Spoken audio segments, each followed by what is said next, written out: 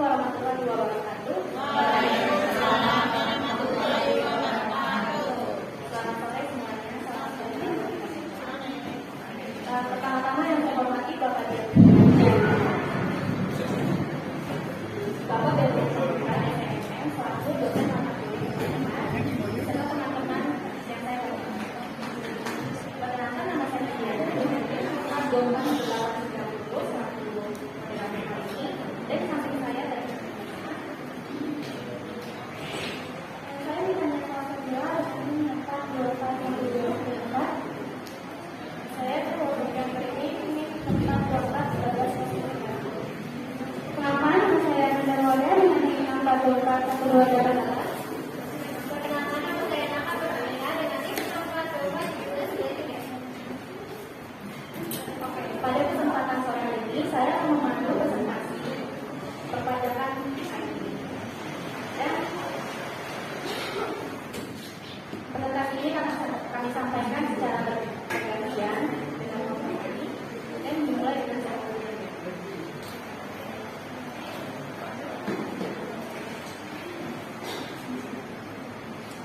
Oke, baik. Ini ada PPh pasal 4 ayat 2 adalah pajak penghasilan tertentu yang bersifat artinya pajak tersebut tidak akan dikreditkan atau dimasukkan kecuali dalam pajak penghasilan setahun. Selanjutnya ciri-cirinya PPh pasal 4 ayat 2 yang pertama dikenakan atas jenis penghasilan tertentu yang diatur oleh pemerintah.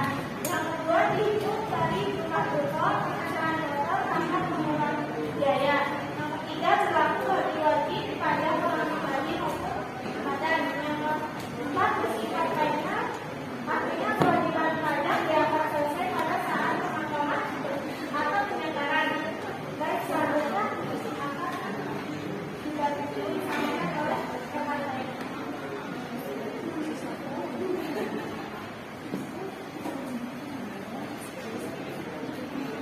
Oke, ini ada penyebaran dan pelaporan. Ada 3 mekanisme, ada pemotongan dan penyebaran pajak. Kedua ada batas waktu dan pembayaran dan pelaporan. Terakhir ada bukti pelunasan pajak. Tiga ini maksudnya pajak bisa dipotong oleh pemberi penghasilan seperti bank, penyewa atau penyelenggara kegiatan. Jika tidak ada pemotong, maka wajib menyetorkan sendiri pajaknya ke IPU atau hasil negara. Untuk batas waktunya paling lambat untuk penyetoran 10 bulan berikutnya.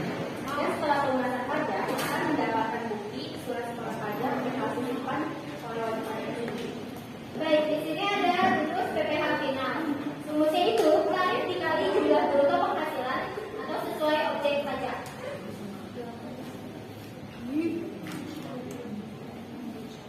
Di sini ada contoh soal. Aditya menempatkan deposito sebesar 100 juta di Bank BCA dengan tingkat bunga 12% per tahunnya. Itulah besarnya PPh final pasal 4 ayat 2 atas bunga deposito bulan pertamanya. Nah, pertama itu kita hitung bunga depositonya. Nah, di sini tingkat bunga itu 12% dikali dengan 100 juta yang dia berikan ke bank, lalu dibagi 12 karena dia hanya mencari pada saat bulan pertamanya, maka hasilnya itu 1 juta. Dan kita hitung PPh finalnya. Nah, di tabel bunga deposito itu dikenakan pajak 20%. Jadi 20% dikali dengan 1 juta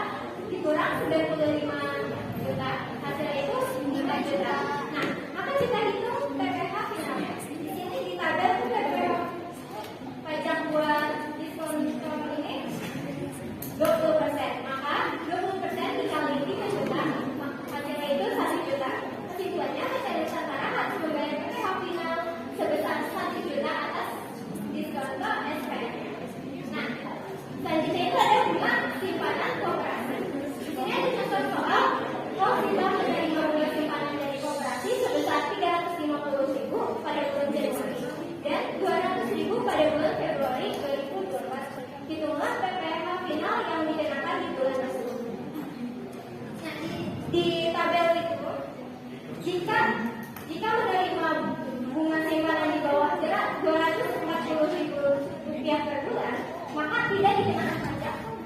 Dan jika menerima bunga simpanan yang Rp240.000 per bulan atau di atasnya, maka akan dikenakan pajak. Nah, maka di sini pada saat Januari, karena dia menerimanya Rp350.000, jadi dikenakan pajak sebesar 10%. Nah, jadi 10% dikali Rp350.000, maka hasilnya itu Rp35.000. Dan jika pas Februari, dia dapatnya hanya Rp200.000, jadi dia nggak dikenakan pajak. Nah, ya, jadi maka hasilnya itu 0. Jadi kesimpulannya, Rosita dikenakan PPh final pada Januari itu Rp35.000, sedangkan bulan Februari tidak dikenakan pajak. Paham semuanya? Paham. Baik, materi selanjutnya akan dijelaskan pengamatan kalian ada. Oke teman-teman, selanjutnya di sini kita akan menghitung pajak dari hadiah undian. Contoh soalnya, PT VOC menyelenggarakan undian dengan hadiah Rp100 juta. Budiman menjadi pemenang. Hitunglah PPh final atas hadiah undian tersebut. Nah, caranya PPh finalnya lihat aja di tabel di poin nomor 5. Hadiah undian itu dikenakan pajak senilai 25% dari jumlah bruto. Jadinya PPh final sama dengan 25% dikali hadiahnya tadi Rp100 juta sama dengan 25 juta. Simpulannya, Budiman harus membayar PPh final sebesar 25 juta atas hadiah undian yang diterimanya.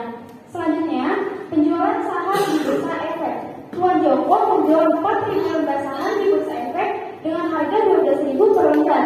Hitunglah PPh final pasal 4 ayat 2. Kita hitung dulu dari nilai transaksinya. Dia beli 4.000 lembar dikali dengan harganya Rp12.000 per lembar. 4.000 dikali Rp12.000 sama dengan 48 juta. Nah, kan PPh finalnya bisa dilihat di poin nomor 6. Dikenakan 0,1% dari nilai transaksi bruto, tambahan 0,5% bagi pemilik saham sendiri. Nah, karena dia bukan saham sendiri, jadi hanya dikenakan 0,1%. Jadinya PPh finalnya 0,1% dikali dari paparan nilai transaksinya tadi 48 juta sama dengan 48.000. Simpulannya, Tuan Joko harus membayar PPh final sebesar 48.000 atas transaksi saham di Bursa Efek.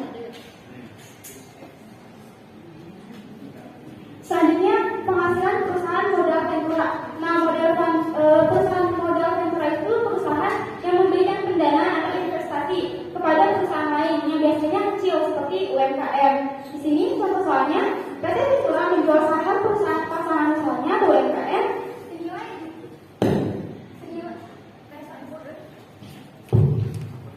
senilai 2 miliar. Itu PPh final atas transaksi tersebut. Nah, kita bisa lihat juga di slide di poin nomor 7. Dikenakan 0,1% dari nilai transaksi. Berarti tinggal PPh finalnya 0,1% dikali 2 miliar sama dengan 2 juta. Simpulannya, PT Ventura harus membayar PPh final sebesar 2 juta atas transaksi penjualan saham perusahaan pasangannya. Selanjutnya, dividen orang pribadi dalam negeri. Dividen itu tuh laba atau keuntungan yang diberikan oleh perusahaan kepada para pemegang saham. Di sini contoh soalnya, Tuan Kevin menerima dividen dari PT XYZ sebesar 10 juta dan tidak menginvestasikannya kembali. Hitung PPh final pasal 4 ayat 2. Bisa dilihat di poin nomor 8. Dividen itu dikenakan 10% dari jumlah bruto. Berarti PPh finalnya 10% dikali 10 juta sama dengan 1 juta. Simpulannya, Tuan Kevin wajib membayar PPh final sebesar Rp 1 juta atas dividen yang diterimanya. Nah, ini karena dia tidak menginvestasikannya kembali. Tapi kalau dia menginvestasikan kembali ke perusahaan tersebut, maka dia tidak dikenai pajak. Bagaimana, paham semuanya? Oke, materi selanjutnya akan disampaikan oleh rekan saya itu kita.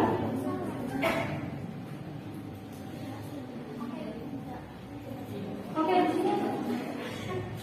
di sini ada penghasilan jasa konsultan. Di sini ada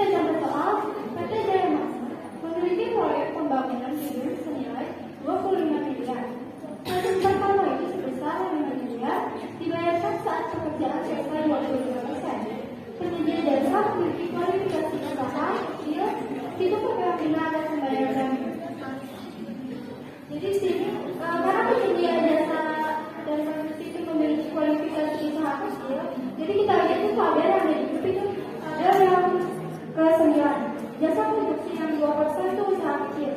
Jadi penyelesaiannya adalah PPh final 2% kali 5 miliar hasilnya 100 juta. Jadi kesimpulannya, PT Jaya Bakti dikenakan PPh final sebesar 100 juta atas tahun pertama proyek produksi. Nah, di sini yang kedua ada pengalihan hak atas tanah dan atau bangunan PHDB. Di sini ada contoh soal lambat memberi satu unit rumah dari PT Jaya Persada seharga 800 juta. Itu PPh final pasal 4 ayat 2 atas transaksi tersebut. Untuk lokasi jual beli tanah dan bangunan seperti ini itu bisa kalian lihat di tabel nomor 10. Itu ada 22,5%. Jadi penyelesaiannya adalah PPh final 2,5% dikali 800 juta hasilnya 20 juta. Jadi kesimpulannya adalah rapat wajib membayar PPh final sebesar 200 juta atas pembelian rumah dari PT Jaya Persada.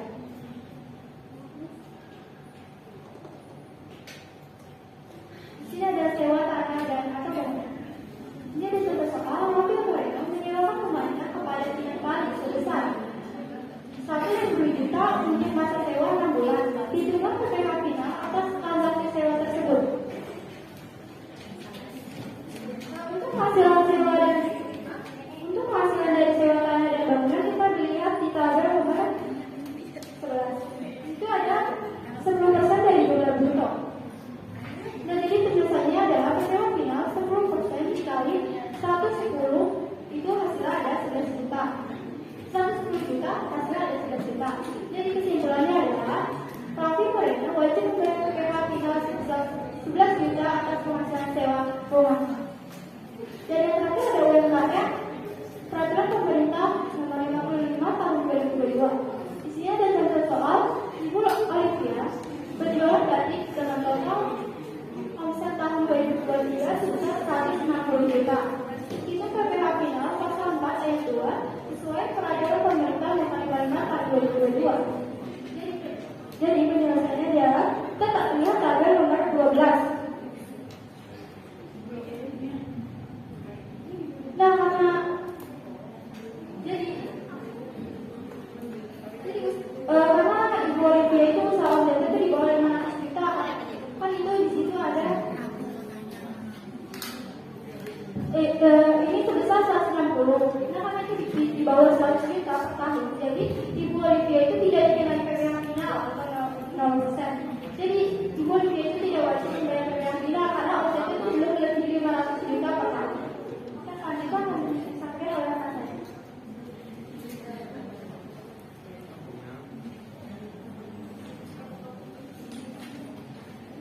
Di sini kesimpulannya PPh final pasal 4 ayat 2 adalah pajak atas penghasilan tertentu yang bersifat final dan tidak dapat dikreditkan. Kedua, pajak dihitung dari jumlah bruto tanpa pengurangan biaya. Ketiga, tarifnya bervariasi antara 0,1% sampai 25% sesuai jenis penghasilannya. Yang keempat, dapat dipotong oleh pihak pemberi penghasilan atau disetor sendiri oleh wajib pajak. Yang terakhir, tujuannya untuk menyederhanakan administrasi dan memberikan kepastian hukum. Dari semuanya ada yang mau ditanyain? Kami membuka 2 pertanyaan. Berdiri dan perkenalan namanya dari kelompok mana?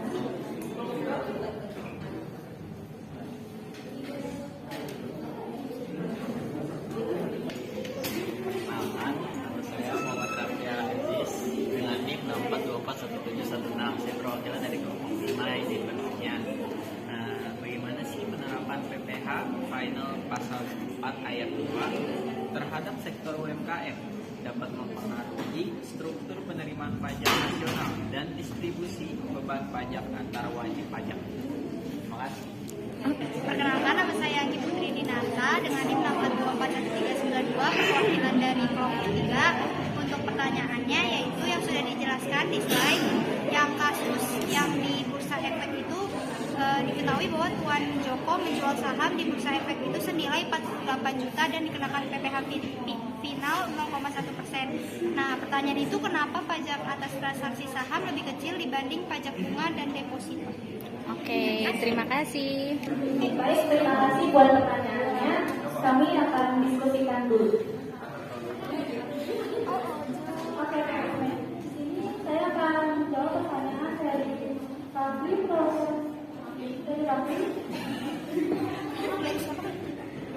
Jadi di sini ada pertanyaannya adalah, coba kalian analisis secara komprehensif bagaimana penerapan pajak penghasilan PPh final 4 ayat 2 terhadap sektor usaha mikro kecil dan menengah UMKM mempengaruhi struktur penerimaan pajak nasional, distribusi beban fiskal antara wajib pajak dan dinamika keadilan pajak dalam penerapan pajak. Jadi jawabannya adalah PPh final pasal 4 ayat 2 itu pajak untuk UMKM dengan tarif 65% dari omset pajak itu langsung selesai itu, jadi nggak perlu dihitung laba. Tujuannya itu biar UMKM nggak terbebani dan mau ikut dari pajak. Jadi dampaknya itu ada penerimaan negara itu masih kecil karena tarifnya rendah, tapi bisa memperluas negara di pajak. Yang kedua ada beban pajak jadi lebih ringan untuk usaha kecil sementara yang besar sampai normal.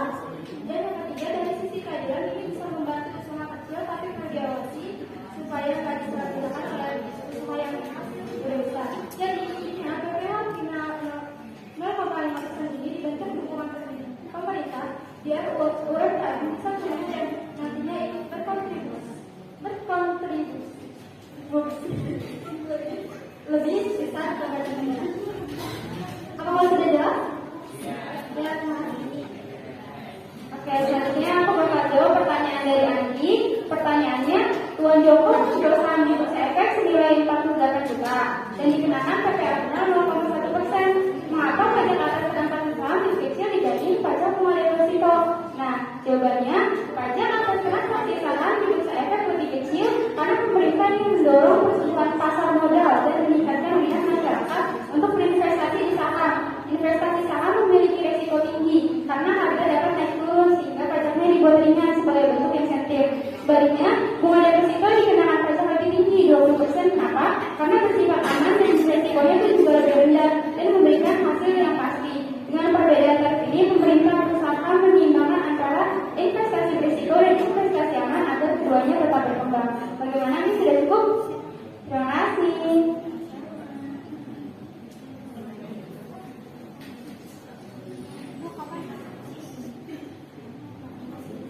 Oke, demikian presentasi kami pada hari ini.